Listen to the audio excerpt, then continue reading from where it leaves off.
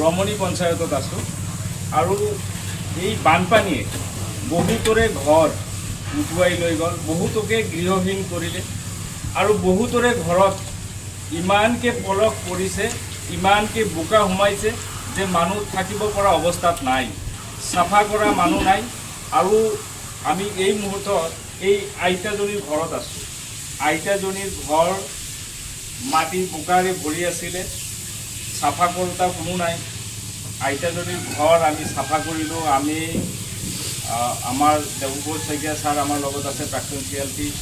আমাৰ এতিয়া প্ৰায় 25জনীয়া টিম এটা, আমি আমাৰ সৃজনগ্ৰাম সমষ্টি আৰু লগতে এই নাজিৰা সমষ্টিৰ মানুহ আমাৰ লগত আছে। তেখেতসকলৰ লগত মিলি আমি তেখেতৰ ঘৰখন চাফা কৰিলোঁ।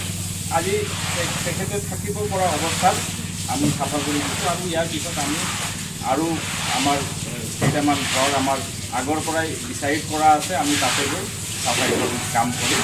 আৰু সকলোৱে মিলি আমি যোৱাকালিও দেখিছোঁ বহুতো দূৰ দূৰণিৰ পৰা মানুহ আহিছে, যুৱকসকল আহিছে, তেওঁলোকে স্কুল ঘৰ বহুতৰে ঘৰ তেওঁলোকে চাফা কৰিছে, শ্ৰমদান কৰিছে। আৰু যদি সকলোৱে এনেকৈ মিলি জুলি যদি শ্ৰমদান কৰা যায়, বিভিন্ন ধৰণে সহায় কৰা যায়, কিছুমানে খাদ্য সামগ্ৰী দিছে, কিছুমানে ব্লিচিং পাউডাৰ দিছে, কোনোবাই তোষক দিছে, বিভিন্নজনে যিয়ে যেনেকৈ পাৰে সহায়ৰ হাত আগবঢ়াই আছে।